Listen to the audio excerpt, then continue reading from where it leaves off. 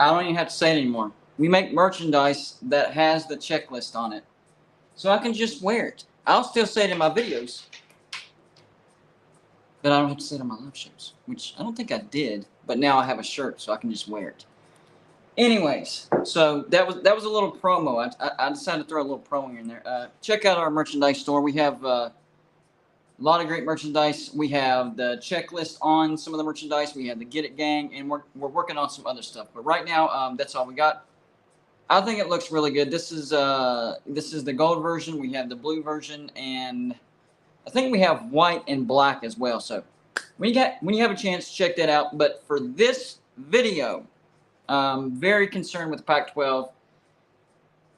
Oh man, it just seems like if you've been watching this for any length of time, it's like something different happens every day, and I've even seen in the comments of my videos, man, for somebody that trash talks the Pac-12, you talk about them a lot. Well, it's because something new basically happens every day. It's crazy. I've never seen anything like this. So, yep, we're going to be talking about the Pac-12 tonight. And, yep, once again, it looks like it's not good news.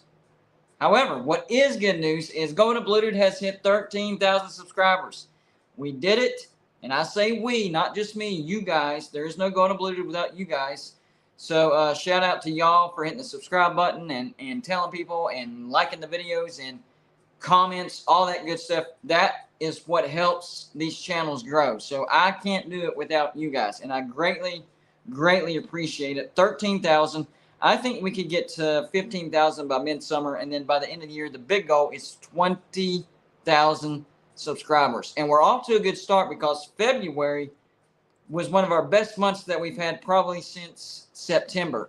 And that's not normal for a college football YouTube channel. That is not normal at all. Usually a college football YouTube channel takes a big dip in February. We actually took a bump. So it's off to a good start. I think we can hit 20,000 subscribers. Now we're only 7,000 away. We are up over 13,000. So let me change the banner since the show has actually started.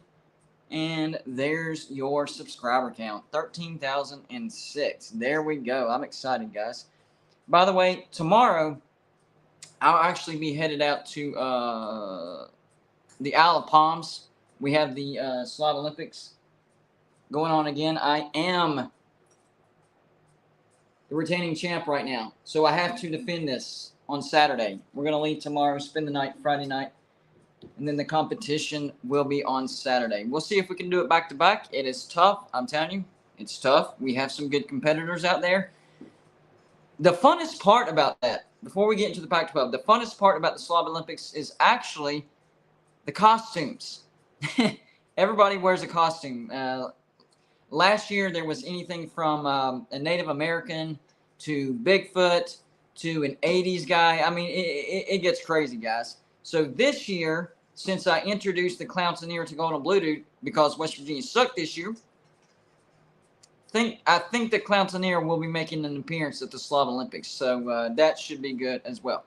Anyways, make sure to hit the like button if you haven't already. And if you're not able to catch the live show, if you're watching the replay of this, still hit the like button. It still helps. All those likes is what tells YouTube that, hey, people actually like this show, and it gets suggested more, and that's how you grow the That's how you grow the views, and that's how you grow the channel.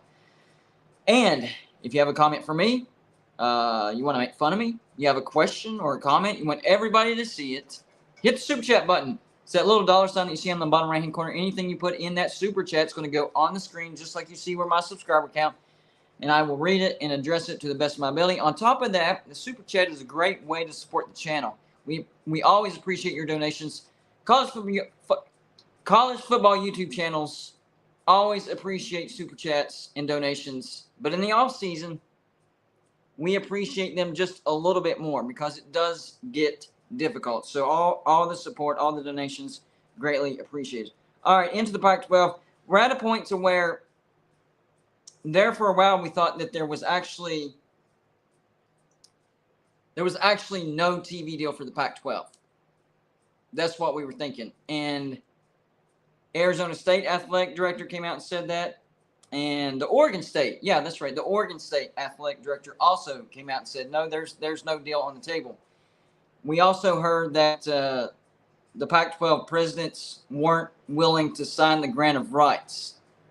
Whenever I mentioned that, I didn't know why. I couldn't understand it. Maybe it was just they didn't want to commit to the Pac-12. That was the thing that made the most sense to me. Well, now I'm hearing it's because they didn't like the TV deal presented. That's right. There was an actual TV deal presented to the Pac-12. They didn't like it at all. So much so, it wasn't even voted on. That's how much they didn't like it. So basically what I'm hearing is that the Pac-12 presidents told George Kliavkoff, we're not going to vote on this, okay? So you need to take that TV deal and try to go renegotiate it and get us some more money. So do something. This is not enough money for us. So that's what I'm hearing. I'm hearing the deal was worth anywhere between $22 and $25 million. They wanted closer to $30 million. So there's no TV deal on the table right now. There was, but they decided they didn't even want to vote on it. So, I mean, this is just sheer chaos, guys. Sheer chaos. So maybe they do get a TV deal. Maybe he can get it up near $30 million. Everybody signs the grant of rights. I don't know. I can't see teams signing the grant of rights making less than the Big 12, especially significantly less than the Big 12. I don't see that. And I don't want to come off as I hope the Pac-12 disbands, because I don't. In fact, I actually don't want the Big 12 to grab those teams on the Pac-12, because that hurts West Virginia. We already have a rough travel schedule. Rough. You add, Arizona, Arizona State, Colorado, Utah, possibly Oregon State and Washington State as well. That's going to be brutal traveling. And I know that's probably only going to be like one extra, maybe two extra long travels. But the point is, it certainly doesn't help us. It hurts us. I'm hoping that the Pac-12 actually does stay together, and that the ACC dissolves sooner rather than later, and that the Big 12 can actually get some teams out of the ACC. I'd like to have Pitt. I'd like to have Louisville. I'd like to have Syracuse and Virginia Tech, but we'll see. We'll see. As far as the deal that was rejected, I'm hearing that it was with Amazon and ESPN. That was the deal that was on the table that they said, no, take it back, renegotiate it. I was hearing Amazon has Tier 1 rights. They'll get the primary games, and then ESPN will get the games to fill their Pac-12 After Dark, which I think if the Pac-12 does get a deal, that is the best route. They shouldn't go Apple TV and definitely not Ion TV. I don't even know if that was really on the table. That's just what Brett McMurphy said.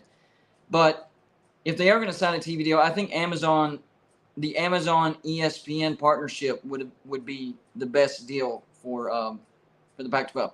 I think that's where you can get the most money, and I think it's where you can get the most TV exposure. My question is this: even if they can come to an agreement, get a TV deal, even have the team sign the grant of rights, how much time does that buy the Pac-12?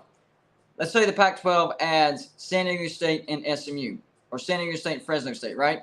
They get a TV deal, and let's say it's worth $30 million, and they sign a grant of rights for 5 years, right? I think that only buys them 5 years. I think no matter what, the shelf life is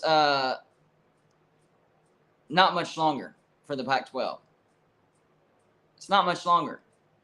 We already know that Washington and Oregon, they want to go to the Big Ten. They applied to the Big Ten. The only reason they're not in the Big Ten or haven't been accepted is because the Big Ten declined them. I mean, the Nike owner, Phil Knight, went in person to talk to Kevin Warren to try to get Oregon into the Big Ten. So we know that Oregon and Washington went into the Big Ten. In fact, I heard that Brett Yormark approached Oregon and Washington with a Big 12 invite, saying that he would give them an out for the Big Ten if they came and joined the Big 12. I understand what he was trying to do there. Like, at least you would have those big brands in there for a few years. But at the same time, I mean, you're basically realizing that they're going to use you as a stepping stone. Okay, well, I don't think that's a good look for the Big 12. But I understand what he's doing. It would create money for the Big 12 for as many years as they would be in the Big 12. But at the same time, it's like, yeah, we know that the Big 10 is the better conference. We just want to make money off of you for, whatever, 4 or 5 years, and then you're free to go. You can go to the Big 10. So the reason I said that is because even if they do get a TV deal and they do get the teams to sign the grant of rights, eventually Oregon and Washington are going to go to the Big 10. When that happens, the Pac-12 is a dead conference. No offense to the Utah fans, Colorado fans, Arizona, Arizona State, Cal, Stanford, Oregon State, Washington State. But right now, the two teams that's holding your conference together, Oregon and Washington. USC and UCLA was a major, major chunk taken off from the Pac-12. Major, huge. So now the only thing that's keeping the Pac-12 together is Washington and Oregon. And we all know they want to go to the Big 10. So, I mean, and it's not me trying to bash the Pac-12. It's just me looking at things from a perspective, trying to figure out what's actually going to happen. They may actually get a TV deal. They may get the teams to sign the grant of rights. It may happen. But still, I think Oregon and Washington are eventually going to be in the Big 10. And once that happens, you're going to have a very, very watered down Pac-12. You think the Pac-12 is drawing a bad TV deal now? Wait till Oregon and Washington leaves. If the Pac-12 does indeed stay intact after Washington and Oregon leaves the Pac-12, how bad is their contract going to be after Oregon and Washington leave? It's going to be even worse. We could be talking about under $20 million per team per year. Like that's still a decent gap above the revenue that all the group of 5 conferences make. But still, it's just, even compared to the Big 12, they're making 31.5, and eventually they'll be making 50. I'm not sure if that's 5 years from now or 3. A few years from now, Big 12 teams will be making $50 million per team per year. So, it's going to go like this. Pac-12, even if they do get a TV deal, Oregon and Washington will leave. And as bad as their TV deal is now, after Oregon and Washington leave, it's going to be even worse. Even worse. And that's why I think Arizona decided to talk to the Big 12. That's what I'm hearing now. Heard it from multiple sources that Arizona has reached out to the Big 12. No paperwork exchanged, nothing signed, nothing like that. This is just dialogue. But it shows you how bad of a situation the Pac-12 is in, because Arizona is actually talking to the Big 12. Like, for real. They are talking to them. It's happening. Now, what this does, it kind of opens up the floodgates, because we saw that video that all the Pac-12 members put out saying that they were, a solid group. They were united. They were going to stick together, which they had to do that. It's kind of like what the Big East did right before it died. It was very, very similar to that. So I didn't really buy it. And with Arizona talking to the Big 12, that is the first match to be struck. Arizona starts talking to the Big 12. Arizona State will probably start talking to the Big 12, and then maybe Utah, Colorado. And then you're talking about getting nervous. Oregon and Washington's like, well, we want to go to the Big 10, but they said no to us. These guys are what do we do? What do we do? What do we do? Do we stay in a dying conference? Do we bite the bullet and join a conference that we do not want to join? What do we do? That's a good question. If you're dead set on the Big 10, maybe you do stick around for a few more years until the Pac-12 actually dies. I don't know. But Arizona is talking to the Big 12. And we saw some signings pointing in this direction, because this is why I'm expecting Arizona State to start talking to the Big 12 as well.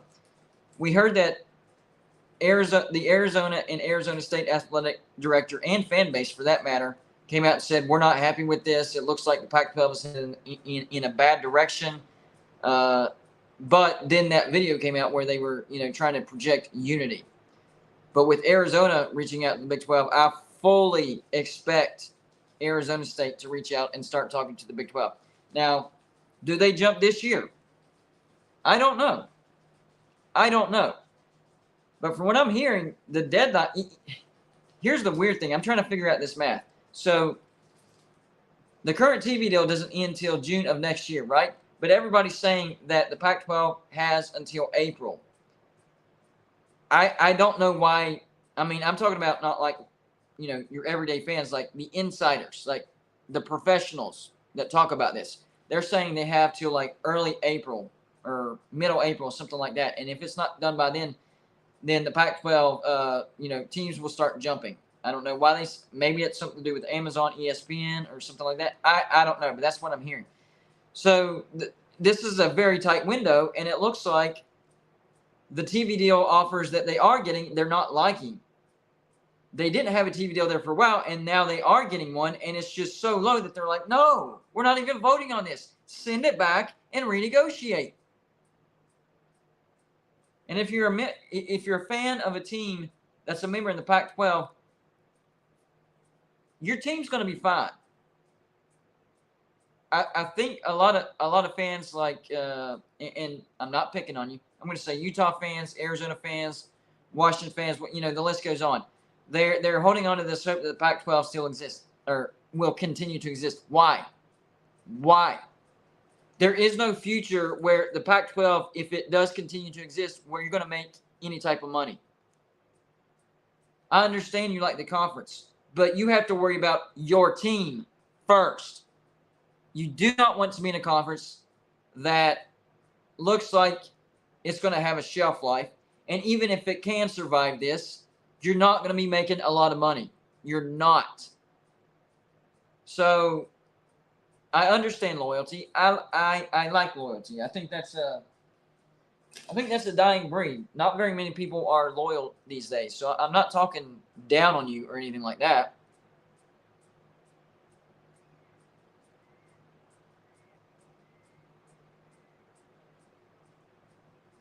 I'm just saying, be careful who you're loyal to. Make sure that you're loyal to your team over the conference, because your team's going to be fine. The conference is not. You don't want to stay in a conference that's not going to be able to pay you what you deserve to be paid. That's the bottom line. Now, there for a while, I was really worried about Oregon State and Washington State, because I had Oregon, Washington, Cal, and Stanford. They could be headed to the Big Ten eventually. Maybe not this year, maybe not next year, but I'd say within the next 5 years. Or at least, two of those teams. And I had Arizona, Arizona State, Colorado, and Utah going to the Big 12, right? And then there's Oregon State, Washington State. What happens to them? A lot of people are thinking going to the Mountain West. I don't think so anymore. I don't think so, because Brett Yormark wants that Pacific time zone badly. Badly. So Stanford and Cal's not on the board. There's no way the Big 12 would ever get Stanford and Cal. They're just too different. They're very academic oriented, and the Big 12 is not. That would never work out. So they're off the board. So if he wants to grab that Pacific time zone, his choices would be San Diego State, Fresno State, Oregon State, and Washington State. And I do like Fresno State and San Diego State, and that is a footprint in the state of California. But at the same time, I would say grab San Diego State, so one of those, and then probably Washington State, because Washington State has the bigger fan base, and they would make you more money. So there's options for the Big 12 as far as getting that Pacific time zone. It's not just, well, I guess we got to try to just get Fresno State or – no, you can try to get Oregon State, Washington State, and I think they would be grateful because they have no destination. I know I did a video today on possibly Washington State going to Washington to the Big Ten. Is it possible? Yes. Likely? No. I don't think that's likely. I don't even know if Washington State has AU status. But, it's possible. I think it's more likely that they won't go to the Big Ten. So they're going to be left behind. So the Big 12 is going to be asking themselves this question: are we really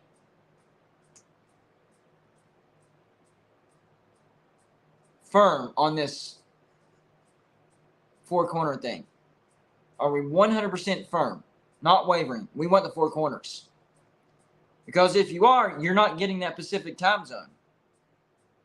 That's the one thing that I never understood about this whole situation with Brett Yormark trying to get teams out of the Pac-12. He wants that Pacific time zone really, really bad, but all we've heard was the four corners. The four corners doesn't give you the Pacific time zone.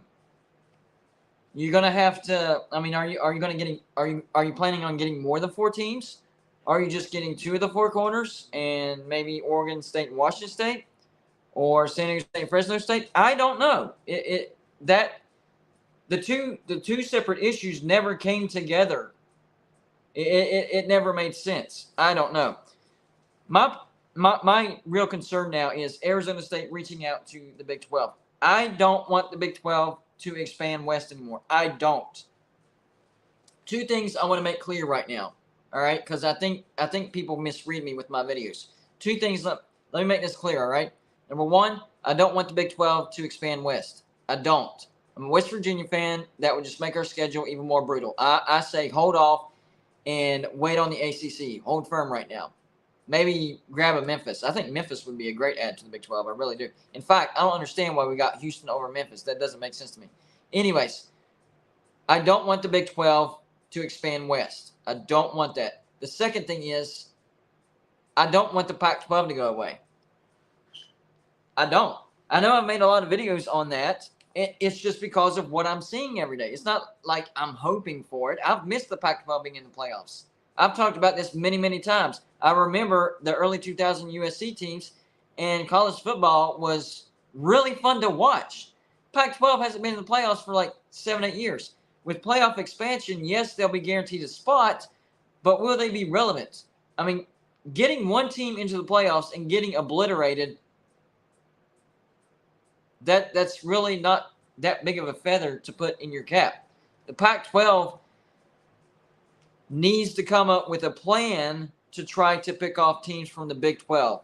I'm just going to be honest. They have to I think Texas Tech, Oklahoma State, Kansas, and maybe Kansas State would be perfect fits for the Pac-12. Perfect. It would strengthen them. The problem is they're on the wrong side of the negotiating table right now.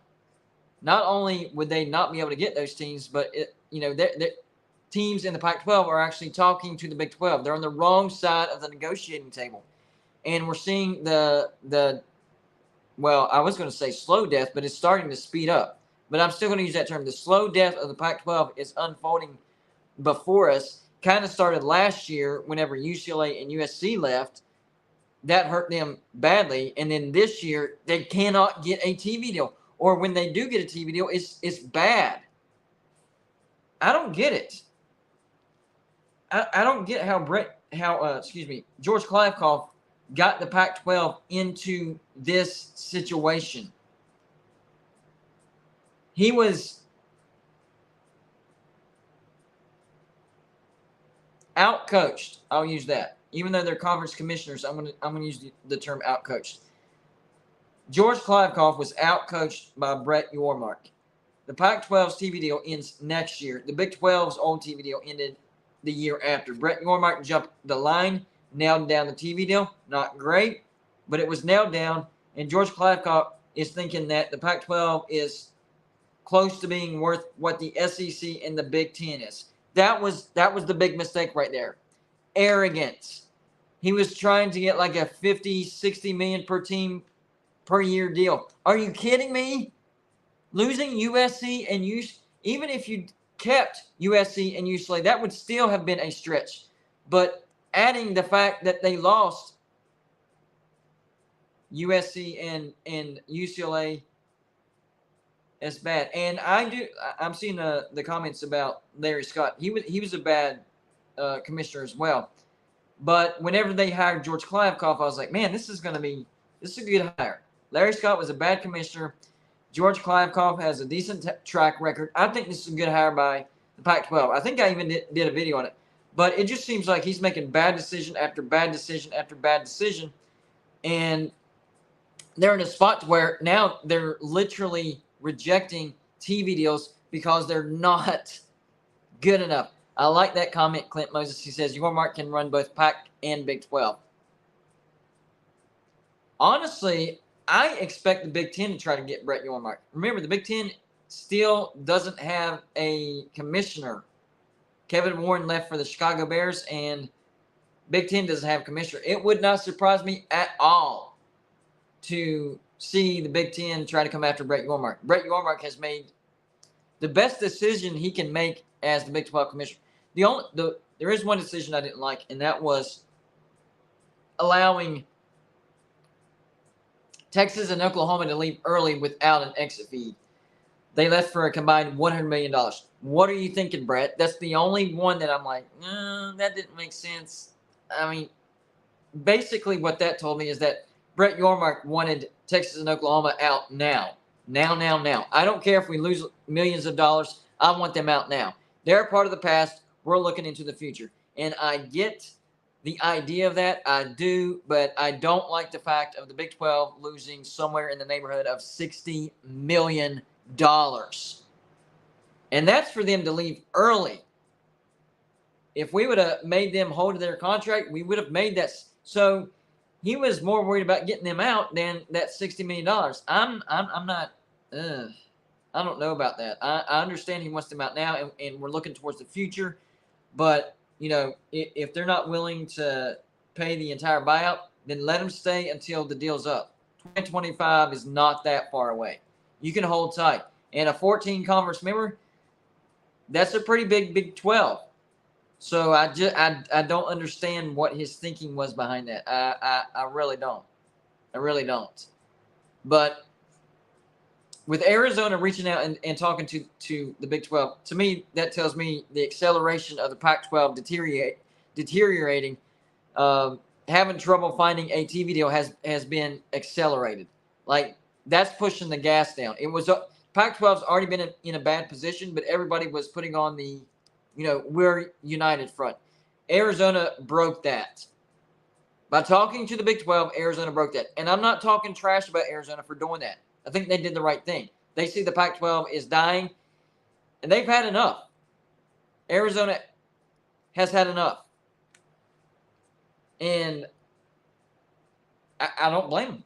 I don't blame them for breaking that unity, because why are you going to stay in a conference to get paid less than a conference that's not making much? The Big 12 is not making much. Let's be honest. They're not making much. $31.5 million per team per year, that's not much. You're going to be making significantly less than that. Of course you shouldn't be okay with that. Of course you should. Here's the thing. People that are getting mad about this news that Arizona is talking to the Big 12, why? Why are you mad? They're doing what's best for them. It's not selfish. It's called self-preservation. Arizona wants to make sure that, they make decent money. And if it's not the Pac-12, they need to be looking elsewhere. I think Arizona State's going to start talking to the Big 12 as well. I'm not surprised that Arizona reached out to the Big 12. I'm not. So if Arizona State reaches out to the Big 12, not going to be surprised about that. I'll do a video on it, but I won't be surprised. Utah reaches out to the Big 12, I'll do a video on it, won't be surprised. Same with Colorado. I would be surprised if Oregon or Washington reached out to the Big 12. That would surprise me. That would be the biggest red flag of them all. Oregon and Washington reaching out to the Big 12, that's, game over. Pac-12 is done, because without Oregon and Washington, those teams are not going to get a TV deal worth even $20 million. And teams start jumping in bunches. Right now, the Pac-12 is still under damage control. Yes, it's bad. It's bad for the Pac-12 that Arizona is talking to the Big 12. It's bad for the Pac-12. I think it's good for Arizona. They're looking out for themselves, and you need to in these situations. But it's bad for the Pac-12. However, it's not the end-all, be-all. In fact, if enough members stay, and let's say the offer is $25 million, and it stays $25 million per team per year, right? And you have a couple teams leave, well, guess what? If that deal stays firm, then the amount per team per year goes up because you have two less mouths to feed. So that's why I'm saying Arizona talking to the Big 12 and even leaving for the Big 12, even with Arizona State.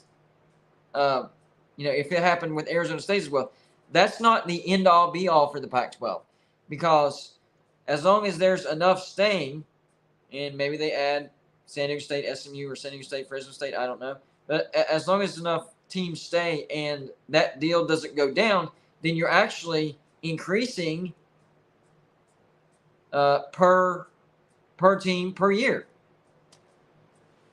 You're increasing that. So it's not the end-all, be-all. But Oregon and Washington, even though it's the same amount of teams, Oregon and Washington talking to the Big 12 would be way worse than Arizona and Arizona State talking to the Big 12, just because they're the two biggest brands in the Pac-12. They are. Let's see. I made a video on this earlier. I thought I wrote this down. Where did I write it? Maybe not. Oh, it was in the, excuse me, shoot. So, let's see. Somebody did Pac-12 ratings. I think it was Locked On Pac-12, and they normalized the numbers, taking out teams that play the games that were played against USC and UCLA since they're leaving. So they took those games out. So as far as Pac-12 TV ratings go, Oregon was number one. No surprise. Oregon was number one. I don't know what the exact number is. They didn't list the number, but Oregon was number one. Washington was number two. That doesn't surprise me. Utah was number three.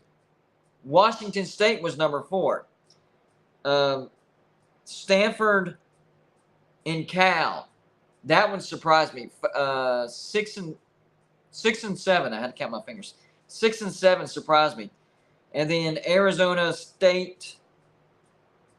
No, 5 and 6. Excuse me. Arizona State was 7. Arizona was 8. Oregon State was 9. And Colorado was 10. For Colorado, it's because they've been really, really bad. They had like one decent year, so I understand that. And I'm not really using Locked On Pac as like a super great source, but I'm just using it for numbers. That's all I'm using it for. So Colorado being last doesn't surprise me, but I think they have the potential to make a big time jump because they hired Coach Prime. And we already know that transfers reached out to Coach Prime and that the NIL revenue has gone through the roof as well. So I do think that their TV ratings will go up. I mean, going 1-11 last year, you're not going to get TV ratings at all. At all. The support as far as home games go, pretty good. But watching bad football on TV, that doesn't go well, especially when you're in the Pac-12 and you don't have good TV slots. Especially nationally. Maybe you can get some local viewership, but nationally, Colorado just didn't draw at all. So Colorado definitely needs to make their brand more appealing to the national audience. And I think hiring Deion Sanders was a move to directly do that. So how far they're able to raise their brand recognition and brand strength or brand value, I don't know. I don't know. It will raise. Are they going to jump, just Oregon State, Arizona State? Will they be able to jump the base schools? Will they be able to get into the top 4 and jump, say, a Washington State or Utah? No, I think 5 is the highest, but we'll see. But definitely hiring Deion Sanders, that was a direct move to try to increase their brand value. And it will, but it's not going to be, Oregon level or Washington level. And I do think Colorado's going to have a much better season this year. I think 6-6, getting to a bowl, something like that. I don't see them doing what USC did under Lincoln Riley in his first year. He had a lot of talent in his first year. And USC already recruits at a high level. It was actually amazing that USC went 4-8 the year before. Everybody expected USC to have a 10-win season. So, and possibly win the Pac-12. So they did exactly what everybody expected. For Colorado, I don't see them doing better than 6-6. I think 6-6 is the best they do. But it's good. That's a big turnaround. And it's probably going to be competitive losses, where last year all their losses, they went 1-11, and all their losses were by 20 points or more. Not even competitive in their loss. John Teal, thank you for the $5 donation, says, if every PAC team has a landing spot, I'm okay. I just don't want Oregon State and Washington State to get treated like a redheaded stepchild. I understand, and that's why I made the comment I made earlier in the live show. I was actually concerned about that, John Teal, whenever I, started seeing that the Pac-12 was on very shaky ground. That's when you start sitting down and figuring, okay, so Washington and Oregon, they can go to the Big Ten. Big Ten would probably take Stanford and Cal before their academics. They're good. Four corners, Big 12, that makes sense. What about Oregon State and Washington State? I actually think, since Brett Yormark made it crystal clear that he desperately wants that Pacific time zone, that their stock is actually better than what I thought. Had he not come out and basically drilled it down everybody's throats that the Big 12 wants the Pacific time zone, then yeah, I would still say they're in trouble. But since he wants it so bad, I think they would be the best available brands. I mean, yes, you have San Diego State and Fresno State out there, but Oregon State and Washington State, their brands are way more established, and you're going to draw in more eyeballs with those two brands. Now, is he dead set on getting a footprint in the state of California? I don't know. Now, if that's the case, then Oregon State and Washington State still might be screwed. But I just think, since he wants the Pacific time zone and hasn't come out and said, we want to focus on the state of California, he hasn't specified what state. So that still gives Oregon State and Washington State hope. And I think they would be a good ad. I really do. In fact, before Colorado hired Deion Sanders, I was saying they should swap Colorado for Washington State. And the TV numbers back that up. Washington State, number 4 in the Pac-12. If you're not counting UCLA and USC, and Colorado is, last. So at least Oregon State's above Colorado State. What if the Big 12 brought in Arizona State, or let's say Arizona State, Washington State, Utah, and Oregon State? Those would be your 4 best TV number teams for the choice. So your choices are Washington State, Oregon State, Colorado, Utah, Arizona State. I would say bring in, and this is football, guys, football, Arizona State, Washington State, Utah, and Oregon State. If you're going for revenue producers and TV viewership, those are the actual 4 teams that you need to go after. So if Brett Yormark is going after Pacific time zone and best TV viewership, not including Oregon and Washington, unless you're okay with being used as a stepping stone, they're going to want to go to the Big Ten. If you're going by those 2 criteria, then you get Arizona State, Washington State, Oregon State, and Utah. Those are the 4 teams you get. If you're going by that criteria, those are the 4 teams that you get, which would be bad news for Arizona fans. So Arizona fans are hoping that that's not the case, that he's just, focused on the 4 corners, and then if he gets to the Pacific time zone, so be it, because, they're reaching out to the Big 12. That's the thing that was a big deal today, hearing that they're talking to the Big 12. But that would not be good for them. And BK says, yes, +4 from the ACC. Exactly. That's why I said earlier in the show, I'm actually hoping that the Big 12 doesn't go west. I hope we go east. But if we do, then don't stop at 16. Let's go to 20 and get 4 teams from the ACC. You get your Arizona State, your Oregon State, your Washington State, and your Utah out of the Pac-12, and then you get Pitt, Louisville, which Louisville is a bigger brand than what I realized. I mean, Louisville drew in the top 4. Problem is they don't have AU status. They have no chance of getting into the Big Ten. All right, 0. So the Big Ten will be off the board. They're not going to go to the SEC because the SEC already has Kentucky, and Louisville is not a big enough brand for them to pick up a second market in Kentucky. So by default, Louisville would be going to the Big 12. That would be a big pickup for the Big 12. They would fit in perfectly in basketball, and they draw decent numbers in football as well. They actually draw more numbers than West Virginia. Not by a lot, but they draw more. So they would be in the upper echelon of the Big 12 if they did come. Shooter thinks that Oregon and Washington will end up in the Big 12. Do you mean end up in the Big 12 like that's it, or the Big 12 stepping stone and then the Big 10? I think there's a possibility that Oregon and Washington could briefly be in the Big 12, but then once the Big 10 comes a calling, they bounce to the Big 10. And that's why Brett Yormark approached them with a TV deal with a deal that gave them an out. So they would have an out if they wanted to go to the Big Ten. No penalty or buyout. I thought this was. It's not a super chat, but Ron says he's totally wrong. I assure you, Yormark knows ASU and Arizona Pacific. Are they in Pacific time zone? I didn't know that. Seriously. I thought they were still in Mountain time zone. So I honestly didn't know that. I thought they were in Mountain time zone. So if that's true, then getting the 4 corners would actually get you the Pacific time zone.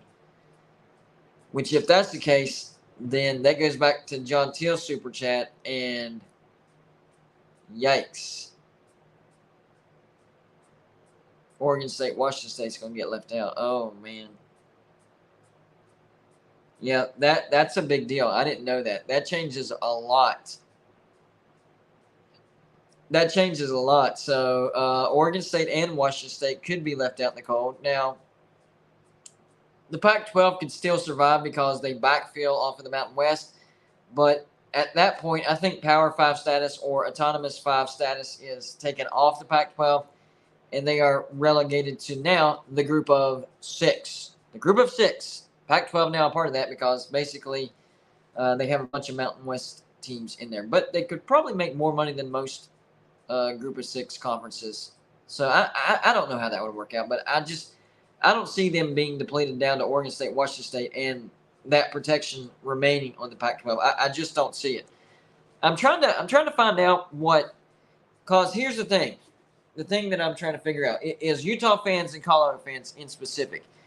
And the reason I want to talk to Utah fans and Colorado fans right now is because I've been getting this like, no, the Pac-12 is going to be fine, and you don't know what you're talking about. We don't want to go to the Big 12, blah, blah, blah. And I get it. That's fine. I'm not bashing you about that. What do Utah and Colorado fans want? Do they want the Pac-12 to continue to exist? Because if that's the case, that means you're okay with getting paid less than even the Big 12. Do you want to stay in a conference where you know that you're going to get paid less than even the Big 12? And the Big 12 doesn't get paid, that much. But you're looking at a, $25 million per team per year or under.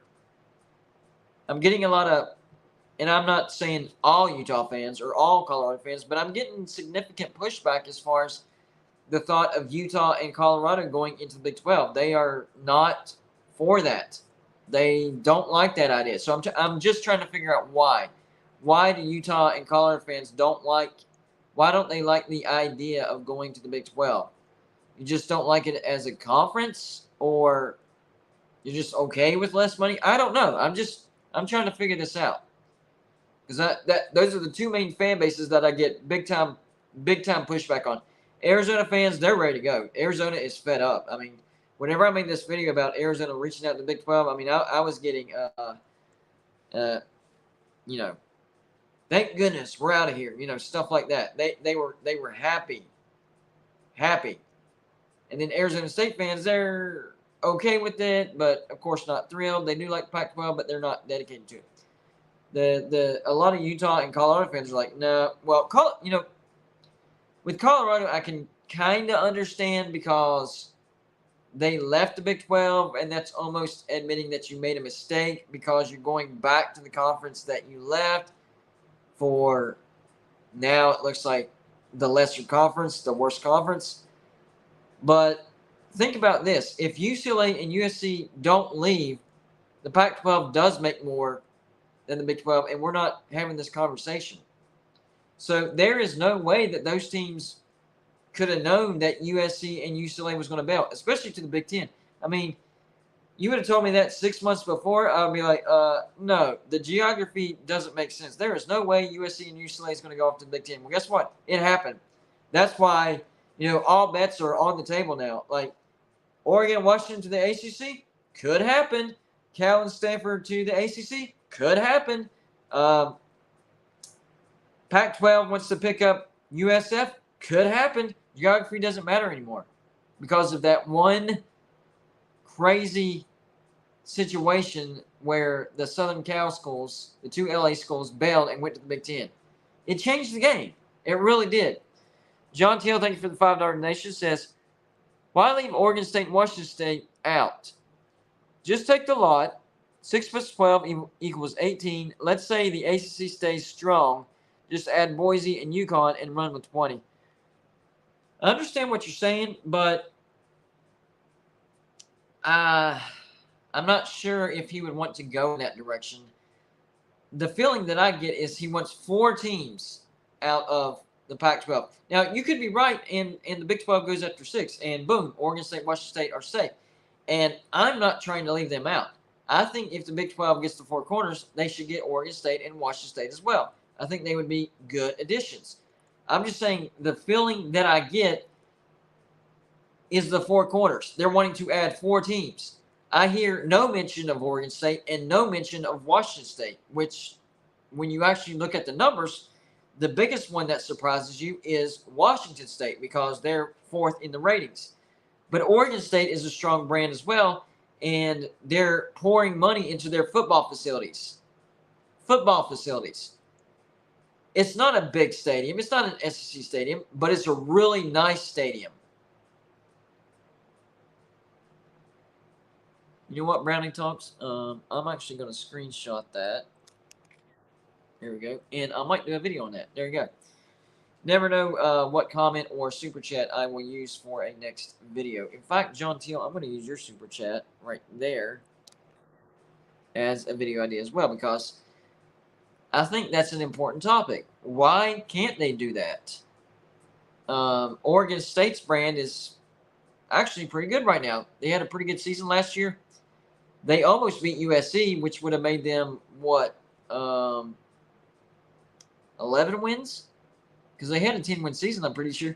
Pac-12 was strong last year. They had 5 teams that had a 10-win season.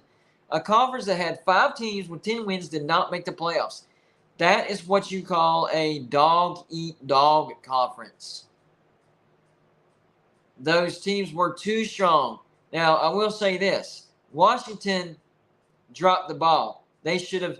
I understand losing on the road to UCLA because UCLA also had 10 wins.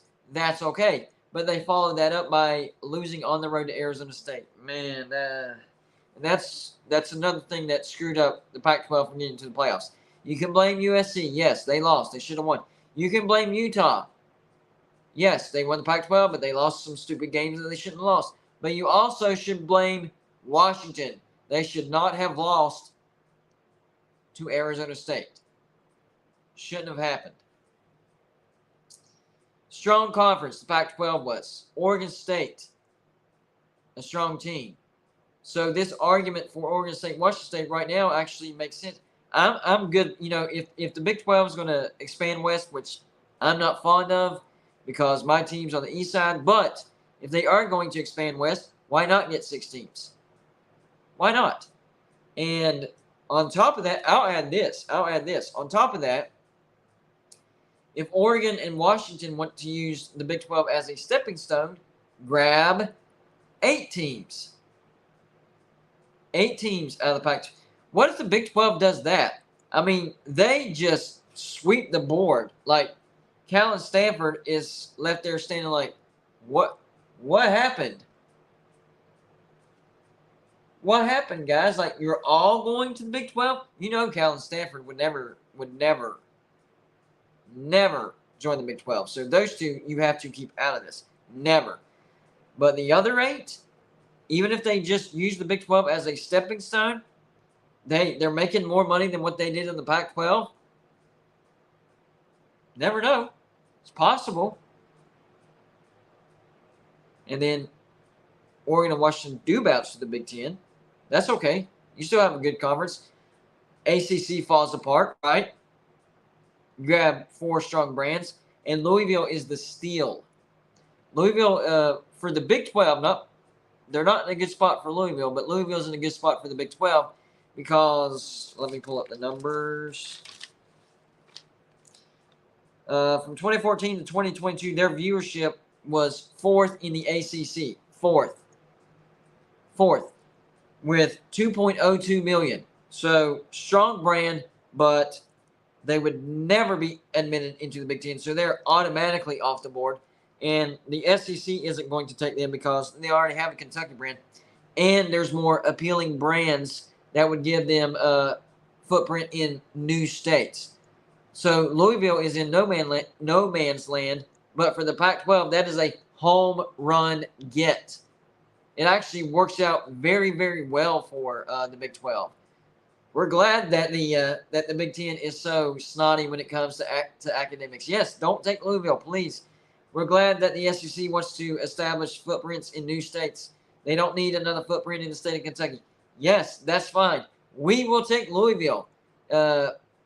Decent rivalry with West Virginia, too, and a top 4 fan base. Yes, strong pickup for the Big 12. John Teal, thank you for the $2 donation, says, Oregon State and Washington State are silent. That's who you have to watch. Yeah, that's what I've been saying. Actually, I've been talking about Utah and Colorado being silent, but you're correct. Oregon State and Washington State are silent as well. The only thing that Oregon State hasn't been silent on was whenever the Oregon State athletic director came out with the Arizona State athletic director and said there's no TV deal on the table. But that's it. He didn't really make a big deal of it. Didn't say Oregon wants to leave. Didn't say we're not happy in the Pac-12. Didn't say any of that. So you're correct, John Teal. Oregon State and Washington State are being quiet, just like Utah and Colorado. And you do have to watch those quiet teams. Those are usually the teams and the universities that are having the talks behind closed doors. So, yeah, I agree with that. But I would say also watch out for Colorado and Utah. At the same time, you got to watch out for the teams that are making moves right in front of your face as well. Like Arizona talking to the Big 12, that's something to talk about because, they were part of that unity speech, whatever you want to call it, and just simply talking to the Big 12. Yeah, that's kind of contradicting yourself just a little bit. Well, I saw something in the comments. Hold on, what was it? Group of 5 brands that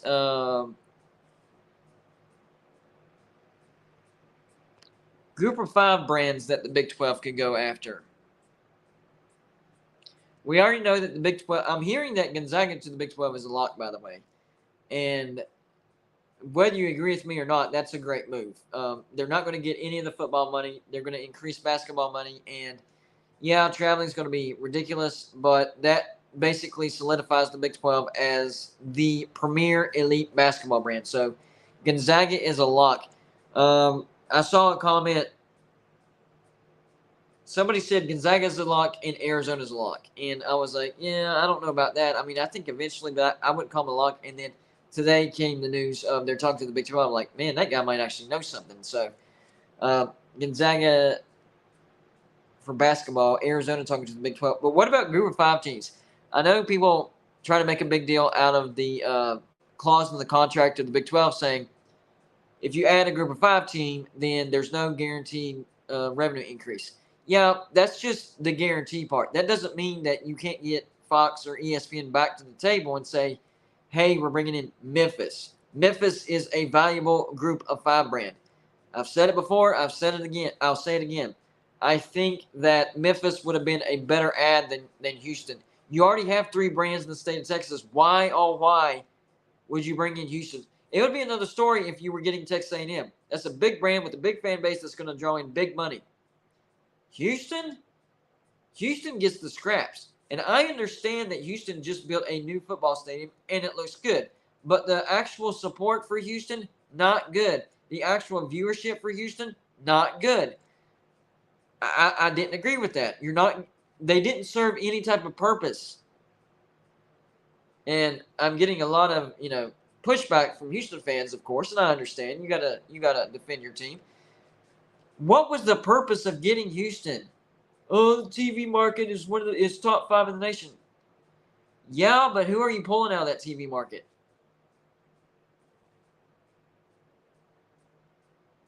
In that TV market, they're watching Texas and Texas A&M. Maybe some TCU and Baylor. Not much Houston. John Teal, thank you for the $2 donation, says Oregon State, Washington State would be a big help for Gonzaga. That's a good. I didn't think about that.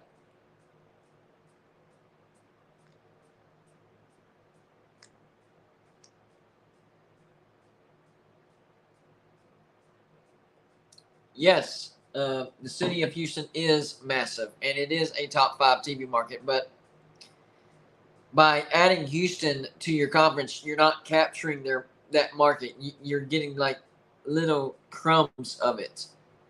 You would be getting a lot more viewership if you brought in Memphis. You're getting in a new state, a footprint in a new state. You're getting one of the best football brands available out there. You're getting a brand that's backed by FedEx, which, by the way, I'm going to count this, but what about this mini helmet that was sent to me? Looks like a regular mini helmet, right? It's like a pin card holder. I'm going to count it, though, because it has everything else. I mean, you hold it like that, that looks like a mini helmet, don't it? That looks like a regular mini helmet. And then up here, you get a cup holder and I guess a phone holder or a card holder. I don't know, but Memphis, and I really like the towel. That was pretty cool. I'm hanging up the towel too. I've just never seen anything like that. Anyways, I saw the see. That's how you can tell that I'm a little OCD. I try to cover it up. In my videos, but whenever I go live, you can really see my random OCDness, or maybe it's ADHD, the right word. Anyways, I think Memphis would have been a good ad. I'm seeing Boise State being mentioned as well. I do like Boise State. I'm not sure about the TV market. They have a great fan base. There is no denying that. Boise State has a great fan base. They do. And I like Boise State. And the blue turf is cool. Some people don't like the blue turf. They're like, it's ugly, blah, blah. It's just blue turf. I think it looks cool. So, no, that's false. Boise is no longer a JUCO. They used to be, and then they graduated and graduated again, and now they're in the Mountain West. They're kind of taking the same train as Utah. So that would basically be saying the same thing as Utah is a group of 5 team, which is false. Boise is not a JUCO, and Utah is not a group of 5 team. Disagree with that. And Boise State does have a big fan base. I just don't know how much money they can make for the Big 12. It is a footprint in a new state, but it's Idaho. And nothing against Idaho. In fact, if I had a choice of what states to retire, my top 3 would be Montana, Idaho, and Wyoming. Those three. I love those states, and if I have my choice, sometimes you do, sometimes you don't. We'll see. We'll see how this channel works out. Maybe I will have a choice. We'll see. But if I had my choice of states as far as where I would like to retire, it would be Montana, Wyoming, or Idaho. And Boise's not a bad city to live in. But as far as it relates to the Big 12, and as far as it relates to football, and as far as it relates to money, they're definitely not established in basketball either. That's one thing that hurts them. Now, they had a decent season last year. I think that they made the big dance and got bounced early. I think, or maybe they barely missed it. I don't know, but they had a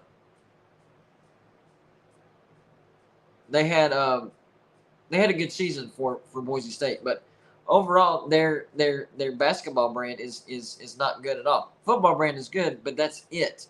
Academics not great. That doesn't matter for the Big 12. What kind of footprint? It's a footprint in a new state, yes, but what kind of footprint? How good of a footprint is that? They are one of the better football brands as far as success on the field, 100%. But how much money would they make the Big 12? Or would the Pac-12 get to a point to where they realize Boise State would actually be a good addition? I actually thought whenever USC and UCLA left that the Pac-12 should have been on the phone with Boise State. In fact, before the Big 12, not even the Pac-12, before the Big 12 added BYU, UCF, Cincinnati, and Houston, I was saying BYU, UCF, Boise State, and Memphis. Those were my four. And I got a lot of pushback with Cincinnati because Cincinnati just had a lot of success. But I knew that there was going to be a shelf life for Luke Fickell. I knew it. I knew a bigger team was going to come a-calling. And the Cincinnati does not draw a lot of fans. I'm telling you, I had a graphic for that, and I showed it on a video. Go check it out. It was on the ACC one. You can see how low Cincinnati is. They're not a good football brand as far as drawing viewership. I think them getting to the playoffs is what got them locked into the Big 12. Otherwise, they're not a good fit. Now, for West Virginia, they're a close team. It helps us a little bit. That's fine. But as far as making money for the Big 12, I didn't think it was the right decision. I would have said no to Cincinnati and no to Houston. I would have gotten UCF. I would have gotten Memphis, BYU, yes, and Boise State.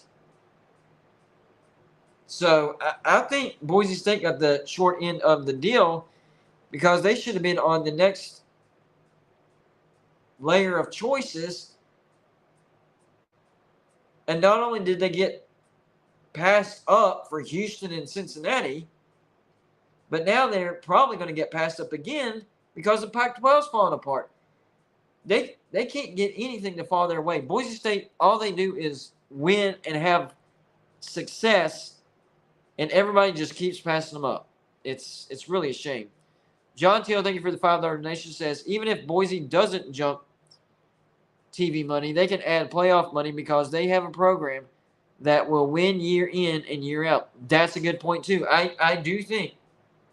Now, listen, I know there's a difference between Group of Five and Power Five, but Boise State is established good in the Group of Five, unlike Cincinnati. Cincinnati only has recent success.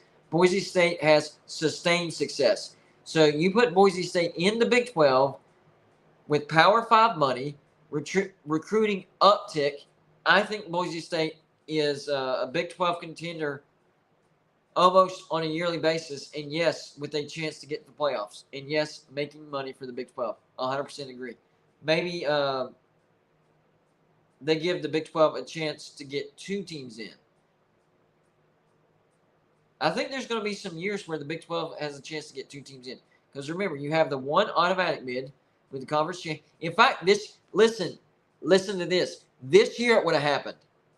If the playoffs would have been the 12-team playoff format and the rules would have been, top 6 champions get an auto bid, top 4 get a bye week, the Big 12 would have gotten 2 teams in. Why? Kansas State won the Big 12 championship. There's your auto bid.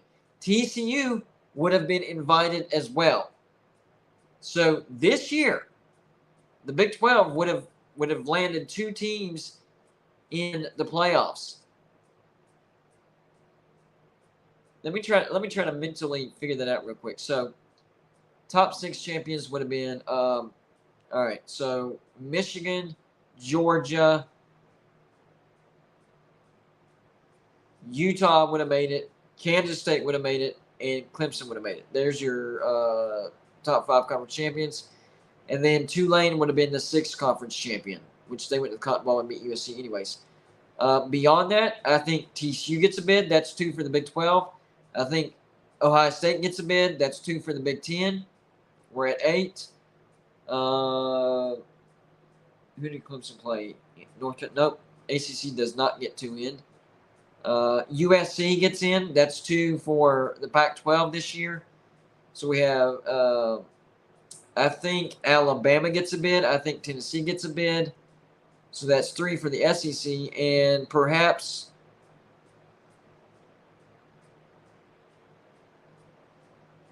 Penn State gets that last bid. So we're looking at Big 12 got 2 teams. Pac-12 got 2 teams. SEC got 3 teams. So did the Big 10. And then the ACC would have got 1 team, and then your Group of 5 champion. There you go. There you go. So, yes, the SEC would have teams in. But just the way this season happened, a lot of other conferences got 2 in, or would have gotten 2 in. The Big 10, they already got 2 in, Michigan and Ohio State. But the Big 10 would have got 2 in. Big 12, TCU and Kansas State would have gotten in. Pac-12, USC and Utah, the team that won it. And then LSU by losing the SEC championship had too many losses, so no. For the SEC, it would have been Georgia, Tennessee, and Alabama. I know that LSU won the SEC West, but they had too many losses. Now, if LSU wins the SEC championship, then that's 4 teams for the SEC. But since they lost, then they're not getting in. That's another interesting thing. Would Georgia have laid down for LSU for them to get in the SEC championship? They did it for Alabama the year before. I don't care what you say. You're not going to convince me otherwise. I truly think that Georgia laid down for Alabama in 2021 in order for Alabama to make the playoffs. I'm sorry. That game just did not look right. And I think this year, LSU playing Georgia in the SEC championship, if LSU wins that championship, the SEC gets 4 teams in instead of 3. Does Georgia lay down for LSU? I think it's possible. That's just my 2 cents. So I don't know. Justin R., thank you for the $10 donation, says, Cincinnati's recent football success? They won the Big East championship 4 times, 2008, 2009, 2011, 2012. And the AAC 3 times, 2014, 2020, and 2021. Put some respect on their names. Well, when you say the Big East, that was back, that was right before,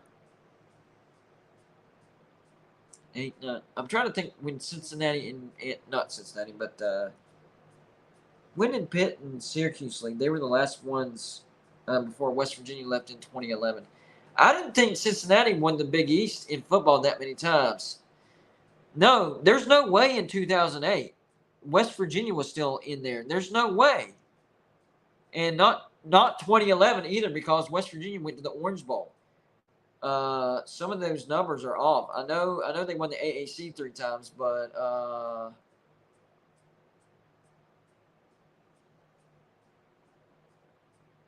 Ed, I know it's a nasty allegation, but I know what I saw, and I'm sticking to it. I'm accusing them of laying down for Alabama because you look at 2021, the entirety of Georgia's season, okay? If you look at it, there was 1 game. You look at all the games in the 2020 season for Georgia, and there's 1 game that pops out that you're like, that doesn't make sense. How did that happen? So yes, I am accusing them of laying down for Alabama to allow them to get in. Sorry, not changing my mind. Yeah, it's nasty, and I'm sticking to it. Anyways, I'm gonna have to.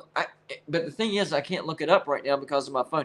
Will somebody look that up, because that has.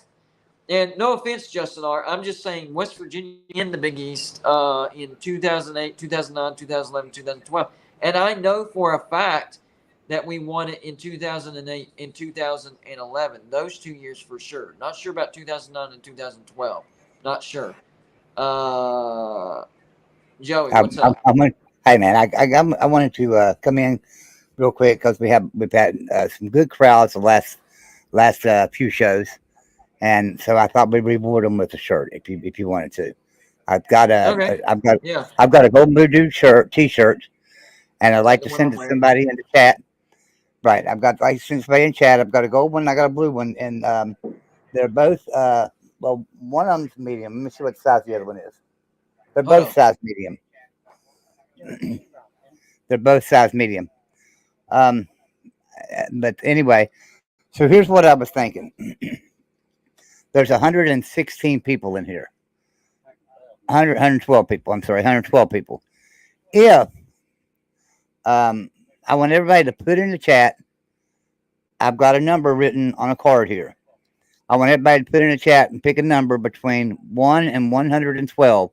Whoever picks the right number is going to win a Golden Blue Dude T-shirt. And I'm gonna tell you, it's gonna be a size medium because I've got them made up and ready to go, and I put it in the mail in the morning to you. But it'll be a size medium. If you can't wear it, maybe your wife or um.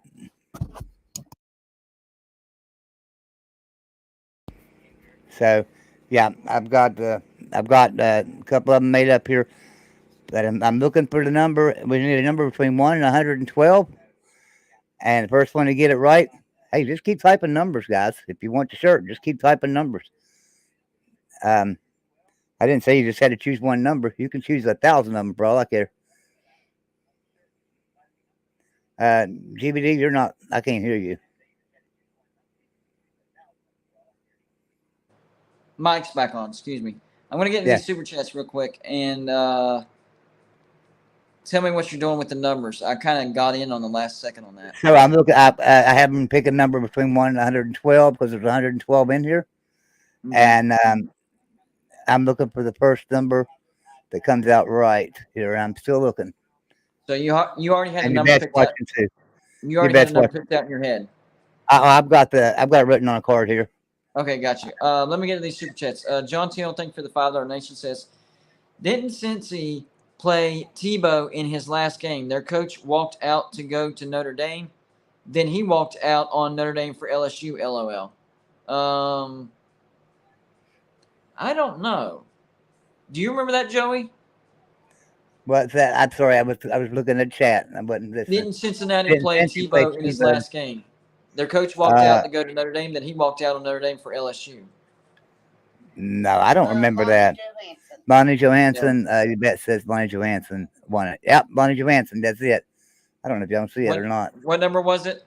71, and there All it right, I'll is. find that after I read this. There's the winner right there, Lonnie Johansson, 71. There you go. Well done. We're gonna. I think we should do this more often, man. We need to Yeah, so reward I'm gonna our. put my email address in the chat, and Bonnie just send me an email with your address, and I'll get it mailed to you. Yeah, can that person tell you blue or gold if they want a blue one or a gold one? Yeah, tell me if you want a blue or gold one. I Yep. think that So works. there's my email Bonnie, address, just let us and know if you want a blue one or a gold one, and we got you. yep, and I appreciate it. Hey, DWB. we appreciate everybody's Uh, support. Everybody's been in here really loyal the last couple of weeks, and so, oh man, that's what I'm saying. We had a February that we shouldn't have had. We shouldn't have had it. Like that wasn't normal. It wasn't for not just for us, for any college, for a college football YouTube channel to have a better month in February than the regular season. That's not normal. It really right. isn't. DWE, thank you for the $4.99 donation. Says the TV ratings and game attendance will increase at former G5 schools once they're in the Big 12. I agree with that. playing bigger Um, named opponents. 100% agree with that. But I also think that you can kind of figure out who's going to take the most advantage of it and will have the most success based on what they did. It's it's the same thing for everybody. Everybody's going to have that same advantage. Like once the team makes that jump, they're going to have the same advantage as. So Cincinnati's going to have the same advantage of UCF because they're both jumping into the Big 12. But I think UCF will be able to take more advantage because number one, they're in a better recruiting ground. Number two, they have a coach that has had success at the Power Five. Number three, I think that they have more money than Cincinnati already. I mean, they built the bounce house, which holds 40,000, but they already have footers in there that can expand it up to 80,000. They know something. They are planning ahead. Whereas, I don't know if y'all know this, and by the way, I'm not disrespecting Cincinnati. I'm just saying I don't think their value is as high as what people think they are just because they had recent success and they went to the playoffs. People tend to focus on that, which is fine. I understand that. But with Cincinnati, with their stadium, they're going to have to expand if they want to add a bigger audience because the way they have that stadium built, it's basically built in between buildings. Unless they make those campus buildings a part of the stadium foundation and build on top of that, there is no way to expand Nippert Stadium.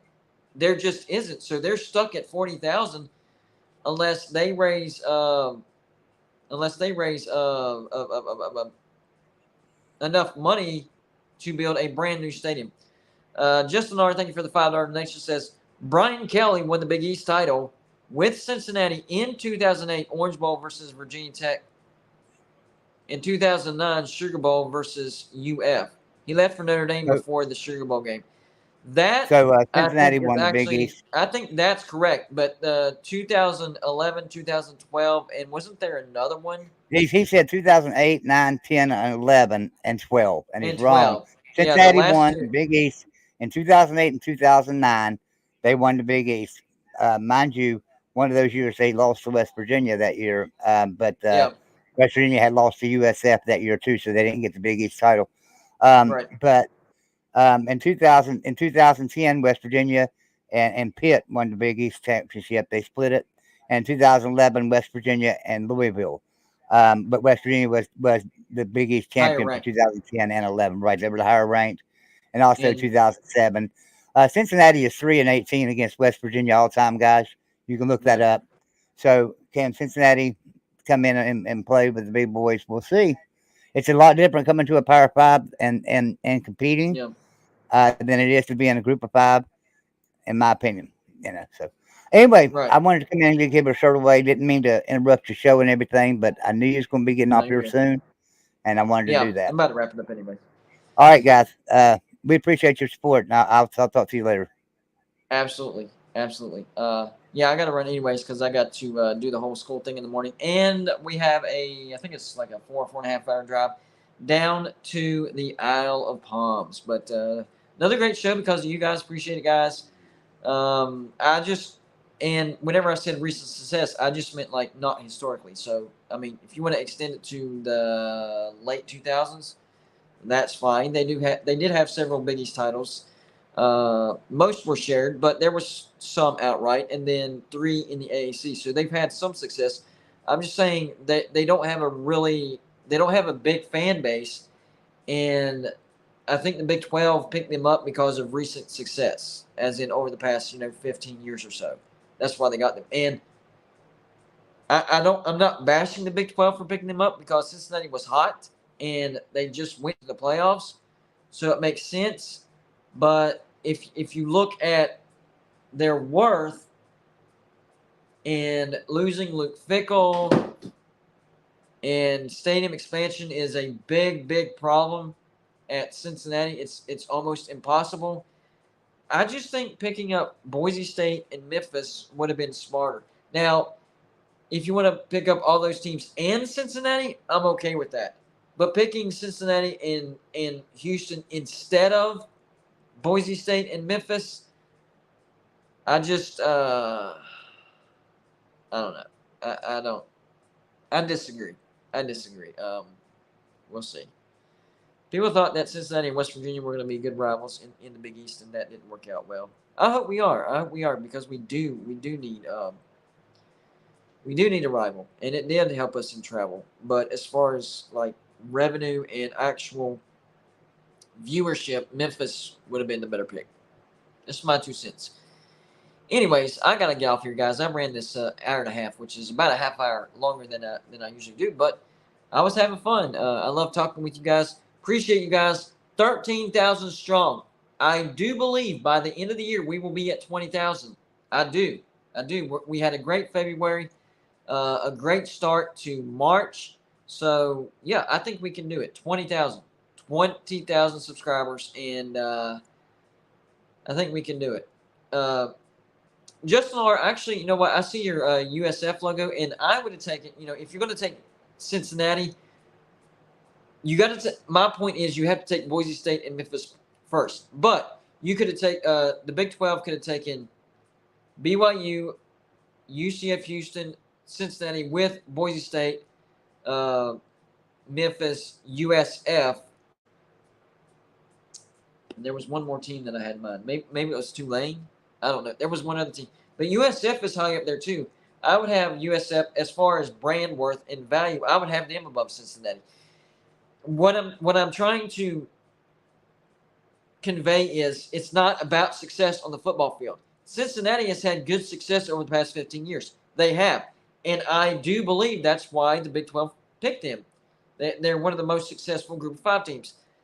This isn't about success on the field. This is about how much money they will bring to the Big 12 as far as viewership, TV market, and all that stuff. And if you look at the graphics as far as the viewership from last year and on the 10 years, Cincinnati's going to be at the bottom of the barrel out of all Power 5 teams. I mean, we're talking about they're going to be at the bottom of the barrel down there with Boston College, Wake Forest, and Duke. They have been. Now, maybe it takes a slight bump going into the Big 12, but as far as their actual worth, not their success on the field. Not their success on the field. They've had success. I am not saying that. But dang, they don't get the support. It's tough. I think USF would get more support as far as and they're building a brand new stadium, and it looks great. USF is building a new stadium. Anyways, it's getting late. I'm starting to not make sense. So I'm going to time to cut the camera, guys. It's time to cut the camera. Hopefully you guys had a good time. We'll start giving away these T-shirts more because, you guys are what makes this show anyway. So why not reward you guys more anyways? So, yeah, we're going to do that more. And appreciate you guys watching. Make sure to hit the like button on the way out. If you're watching the replay of this, hit the like button. Still helps. Doesn't matter if you're not watching it live or not. Doesn't matter. Just hit the like button and help the channel keep growing. Yes, we hit 13,000, but we have a big goal of 20,000 by the end of the year. But as for tonight, it is official. Golden Blue Dude is out.